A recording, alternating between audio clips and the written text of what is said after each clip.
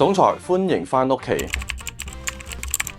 茶室呢個空間咧，最大嘅問題就係啲橫梁又多又矮，又壓抑又唔美觀，所以我哋用咗鏡面板咧嚟包住晒啲橫梁咧，利用鏡面嘅反射咧拉高咗呢個層高之餘，弱化埋呢個橫梁嘅一個壓抑感。呢個麻雀房咧，我哋係將呢面牆咧打通咗之後咧，做咗一個隱藏式3連同推拉門啦，可以令到呢個空間同公共區域有一個互動感之餘咧，仲令到茶室咧通透光猛啦。需要隱私嘅時候啊，我哋關埋呢道門咧，就可以成為一個獨立嘅麻雀房。嚟到主卧咧，我哋真係俾呢個床頭背景牆吸引住啊！我哋用咗呢個立體浮雕玉蘭花枝嘅硬包咧做視覺嘅中心啦，下層咧特意仲揀咗一個啞光黑色嘅牆板咧做撞色嘅，既有新中式嘅一個雅致啦，又唔失現代輕奢嘅一個乾淨利落。好多客戶驚冷氣機外露咧會影響咗成個屋企嘅一個美觀啦，所以我哋將個冷氣機咧就隱藏咗喺呢個定製櫃入邊啦，上下咧都預留足夠嘅一個通風位置啦。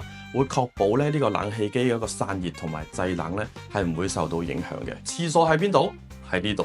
拉開咗呢度呢，就係一個私密嘅空間啦。呢個就叫做幽靈門啦，上下呢係冇軌道嘅，最適合呢一啲極簡主義嘅一個客戶啦。因為風水嘅關係呢，床頭呢只可以擺呢邊啦，房門呢又係隔離喎，咁啊私隱差啦，所以我哋直接做咗一個雙邊圓弧床頭背景啦，包住成個床頭啦，擋門衝之餘呢，仲可以增加私隱性。呢個係一個走廊嘅裝飾櫃啦，佢後邊呢係用咗一個軟膜燈箱啦，會令到呢啲陳列品呢更加有質感，更加突出之餘呢，仲可以幫助呢個走廊呢做到一個輔助照明嘅一個功能啦。可移動式電視特別適合多元生活嘅需求啦，放喺任何空間都得，隨時都可以切換娛樂同埋辦公嘅一個場景啦。好啦，下期同大家研究下呢個半開放式廚房同埋一啲收口嘅細節啦。